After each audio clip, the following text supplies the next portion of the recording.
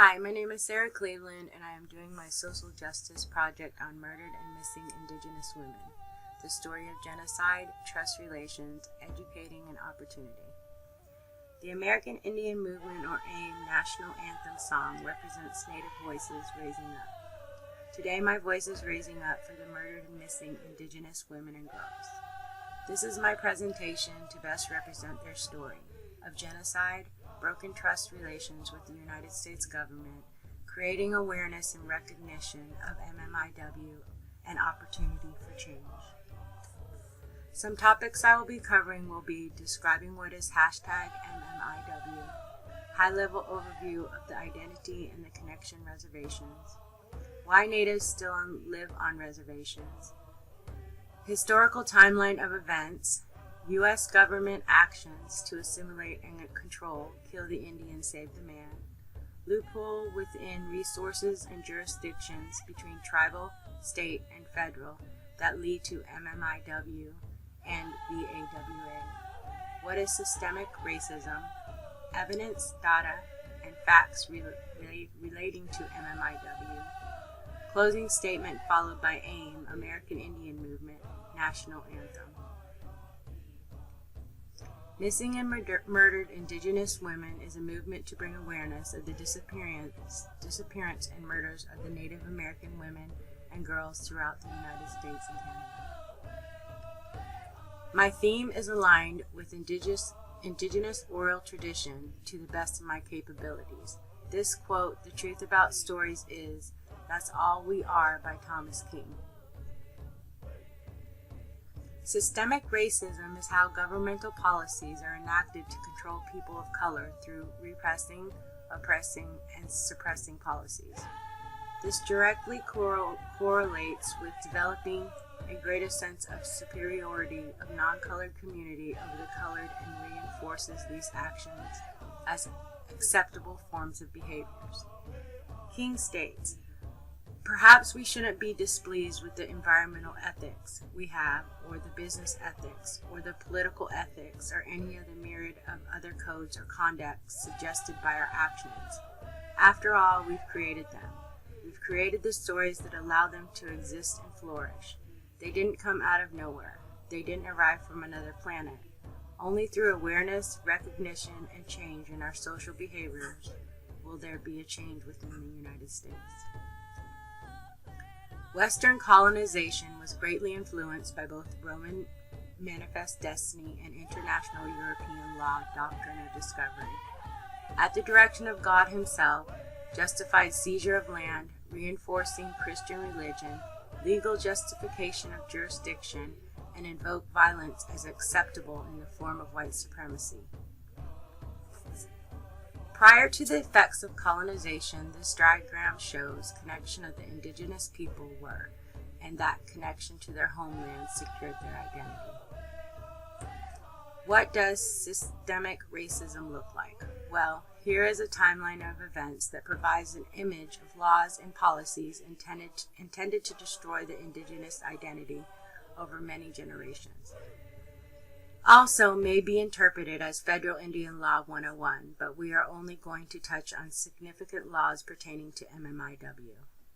In 1790, the Trade and Intercourse Act was intended to regulate trade or the economics of Indian tribes. U.S. perspective to minimize Western society taking advantage of Indians, but it was merely a method to control the poverty levels of the tribes in order to maintain a peace between U.S. and the tribes. 1830 was the Indian Removal Act. This might be better known as the Trail of Tears. This action set the tone and tolerance of acceptable form of actions by U.S. government and non-indigenous people. 1830, Marshall Trilogy, established a monumental opinion and obligation of the U.S., setting a standard of trust and responsibility of the United States government towards Indians. 1885. Due to lateral violence, Indian versus Indian, on reservation lands, the Major Crimes Act was passed, allowing federal jurisdiction over such crimes occurring on Indian lands. Native Americans were not considered American citizens for many generations. Americas being their place of origin prior to colonization is very disturbing. 1924. The Indian Citizen Act gave Indians limited rights similar to those of their counterparts, United States citizen, right vote. But right to the religion would not be until later, many years later. In the year of 1934, Indian Reorganization Act greatly gave back tribes opportunity to preserve their land and promoted self-governance. Due to many jurisdictional issues and tribe-state conflicts, states would pass on civil and criminal cases to federal court. To better manage these jurisdictional matters, Public Law 280 came into effect in 1953 to better define jurisdiction of civil and criminal matters amongst tribal, state, and federal lands. But many loopholes were developed that included fiscal burden of the state and the lack of desire due to systematic racism not to want to aid the Native Americans. Some 50 plus years, Native Americans have rights similar to United States citizens. Freedom of worship and access to sacred religious sites and objects in 1979. Due to limited criminal and civil jurisdiction over non-natives on reservation lands. Many loopholes, inadequate reporting systems, and collection of data and insufficient funding led to violence against women, occurring with minimal efforts for proper authorities to seek justice. Native to native or non-native to native. Indirectly, victims were victimized multiple times, once physically and then mentally, without resources to heal. In 1994, VAWA was passed to provide resources for victims, not prosecution. Just a quick overview of some of the material covered up to this point. Doctrine of Discovery to Manifest Destiny brought forth different value systems, religious beliefs, self-governance, and capitalism. This fragmented indigenous identity. United States government objective to assimilate, kill the Indians, save the white man, strip self-governance rights, indigenous natural resources, and fragmented their identity throughout many generations. This is evident from historical timeline. Social engineering or process of assimilation led to a pathway of confusion over jurisdiction, diminished fiscal responsibility, and passed on moral obligations to others. The indigenous women and girls are victimized seeking justice and resources to heal.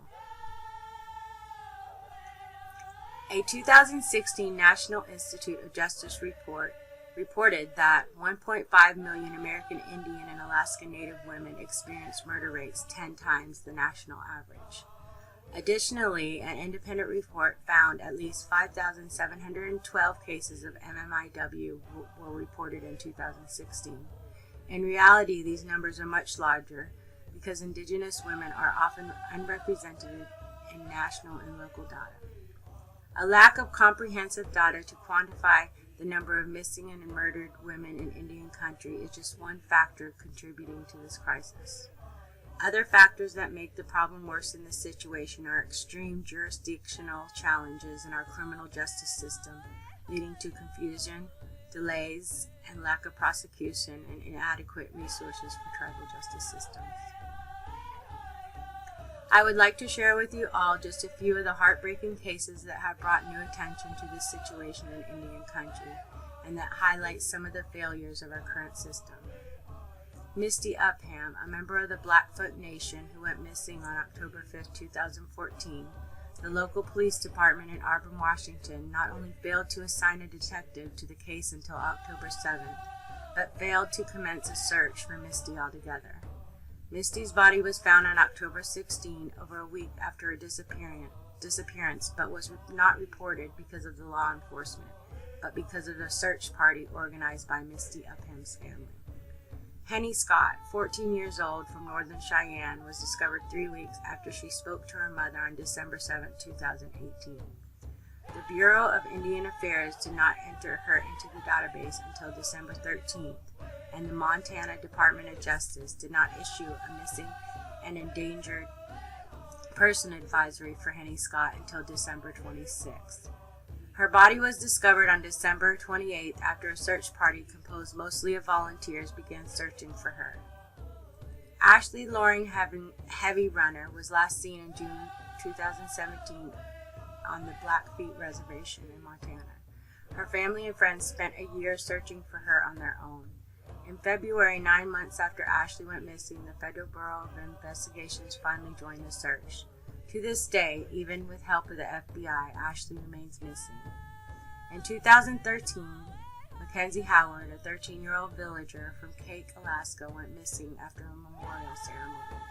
After her body was found behind a local church, it took 11 hours for state troopers to finally arrive, during which time the village men guarded Mackenzie's body in the crime scene.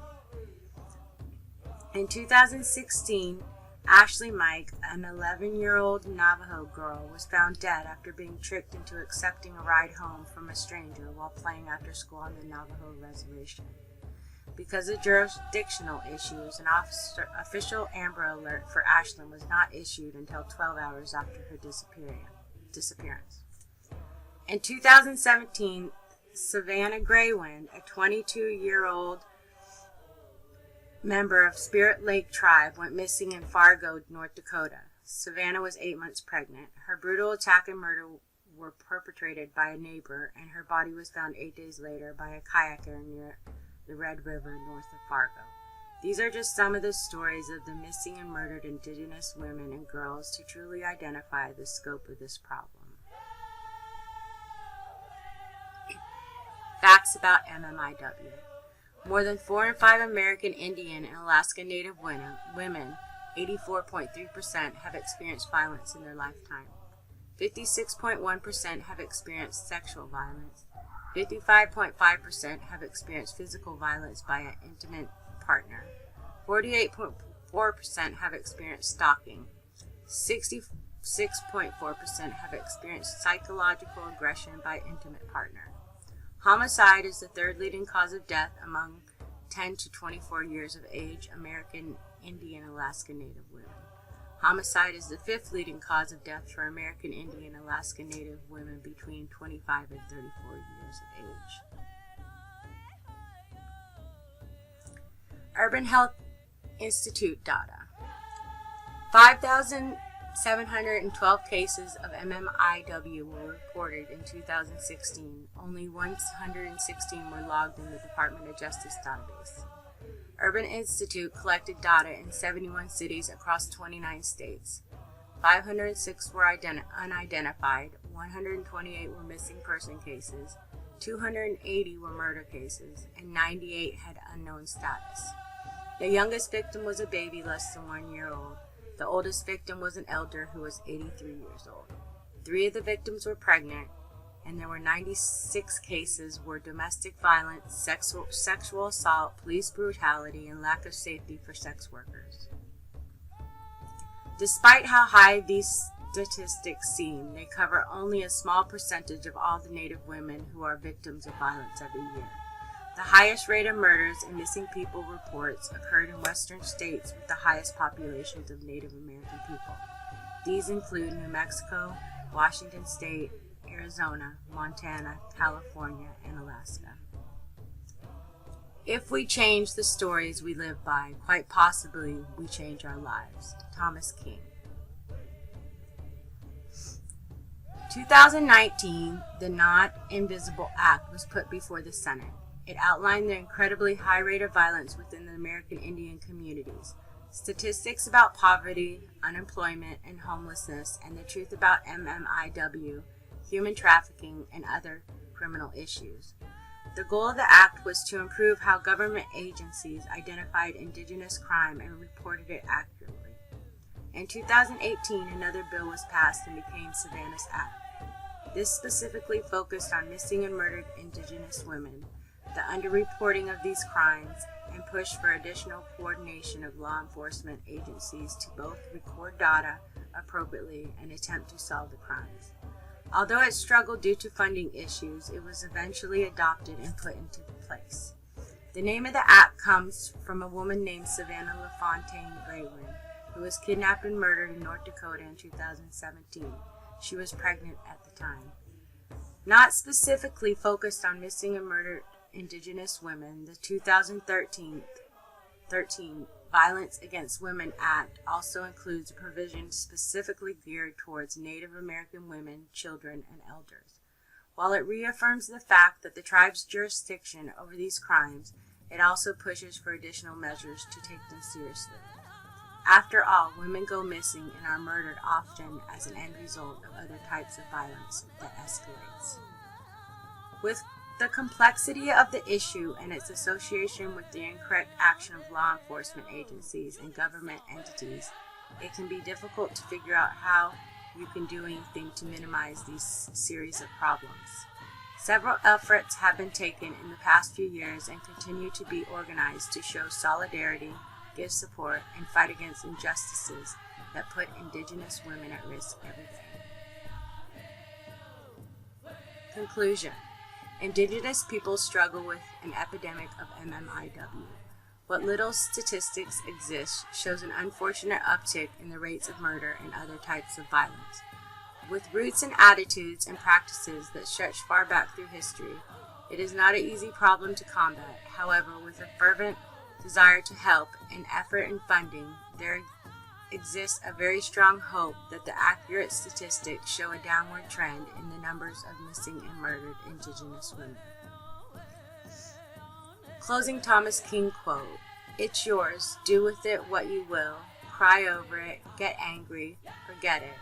But don't say in the years to come that you would have lived your life differently if only you had heard this story. You've heard it now." Thank you, and that's it for my presentation.